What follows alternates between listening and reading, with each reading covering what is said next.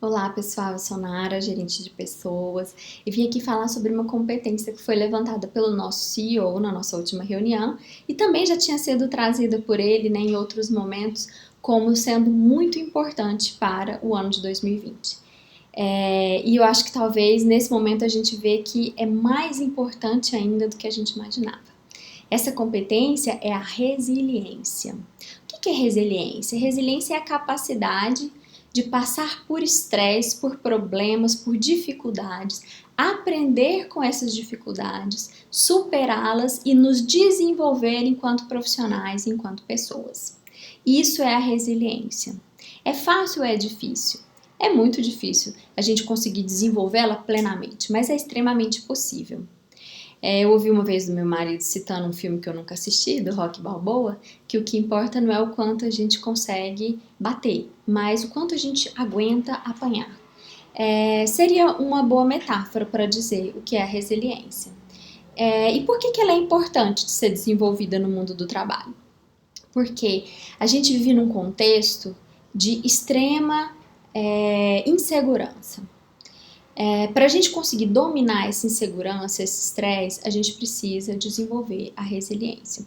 A resiliência é importante no momento em que um cliente te trata mal, no momento em que você se vê diante de um sistema que você não sabe operar, no momento em que você se vê diante de uma equipe, de uma liderança que não está se comunicando bem com você. Então, a resiliência é a capacidade de suportar isso, aprender com isso, se desenvolver com isso. Foi feita uma pesquisa na IBM, a empresa muito famosa, né, na área de tecnologia, em 2015, e eles chegaram a uma conclusão que os negócios assumiram uma característica que é a seguinte: aumentou-se muito a escala, o escopo e a velocidade dos negócios. Ou seja, com esse contexto, aumenta-se muito a insegurança. Cada dia a gente trabalha com um escopo muito maior de atividades, a escala dos negócios cresceu muito, ou seja, gera uma complexidade muito grande, e além disso, a velocidade. Então, já deu para perceber o quanto a gente precisa de desenvolver resiliência. E como a gente pode fazer para isso? Bom, a resiliência é uma competência complexa. Ela não é feita de uma característica só. Existem vários fatores de resiliência. Um dos fatores da resiliência é o otimismo. O segundo é conseguir administrar as emoções difíceis e conseguir se manter estável ou equilibrado diante delas. E também conseguir construir uma rede de suporte, uma rede de apoio, uma rede social que te ajude a passar por esses momentos. Tudo isso é importante para a construção da resiliência. Bom, além disso, eu trouxe 5 dicas para desenvolver e queria que vocês buscassem, fossem atrás de desenvolver essas questões. A primeira dica é vocês praticarem, exercitarem o mindfulness, que é a atenção plena. É uma atividade que se parece com é um método, na verdade, que se parece com uma meditação, mas é a capacidade da gente colocar toda a nossa atenção no que a gente está fazendo. Eu não conseguiria explicar e dar práticas aqui para vocês porque é muito pouco tempo. E o Mindfulness é uma rede gigante, né, uma gama gigante de atividades que podem ser feitas e muitas explicações. Então eu vou colocar para vocês 2 nomes de livros aqui, sugerir, né? Um deles é A Arte de Respirar e o outro se chama Atenção Plena. Eles podem ajudar vocês nisso. Existem alguns aplicativos também de Mindfulness. Se vocês pesquisarem, vocês vão achar alguns aplicativos que ajudem vocês na prática do Mindfulness. Um deles é o Calm, que é muito conhecido, né? Que é CALM, Calm. Seria interessante vocês pesquisarem e conseguirem exercitar essa prática. Segunda dica que eu dou é para vocês compartimentarem a carga mental. A gente por muito tempo falou que era interessante, importante, legal sermos multitarefas. E essa é uma falácia. Ser multitarefa é muito estressor, muito estressante. A gente deve ser monotarefa em escala. Fazer uma coisa de cada vez e bem feito.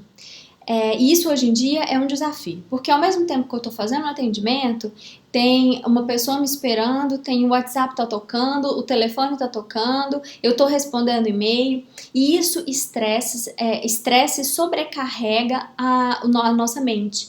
Por isso a gente precisa compartimentar essa carga mental. Para vocês terem ideia, o nosso cérebro processa 40 bits por segundo de informação. E a gente recebe, em média, mais de 11 milhões de bits de informação.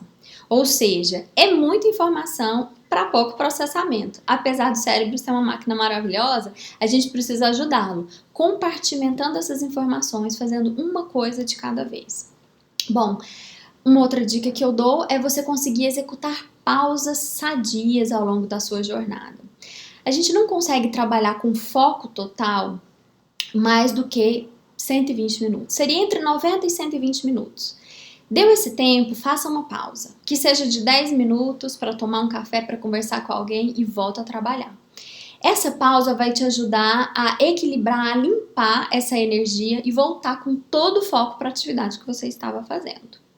Bom, a penúltima dica é desenvolver a agilidade mental. O que é agilidade mental? É a capacidade de fazer uma pausa, pensar sobre aquele problema, voltar atrás, tentar resolver, ou seja, você colocar um pouco de lado a sua emoção e conseguir ser ágil e habilidoso com o seu mental, com a sua cognição para você resolver problemas.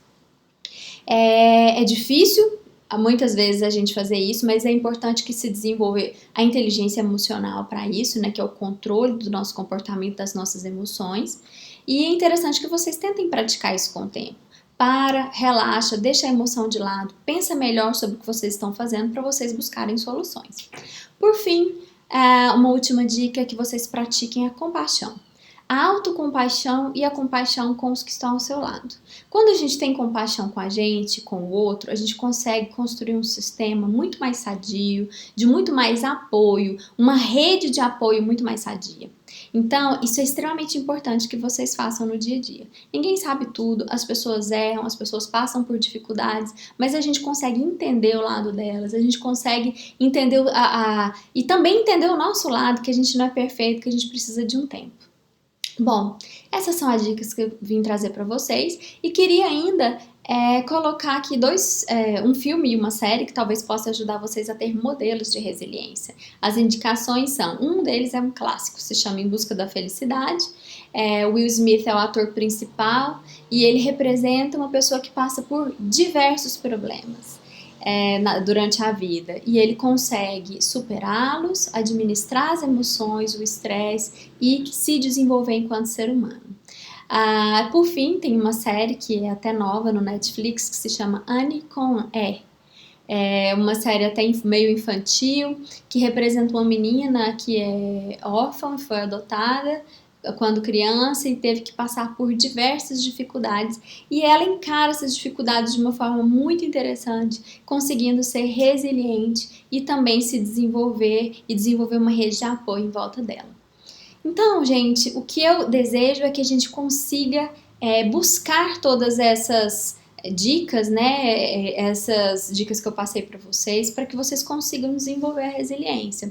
Não só para serem bons profissionais, mas porque isso vai ajudar vocês a melhorar o dia a dia, administrar o estresse, serem pessoas mais plenas e que conseguindo também realizar os desejos de vocês. Bom, contem comigo para o que precisar. Um grande abraço.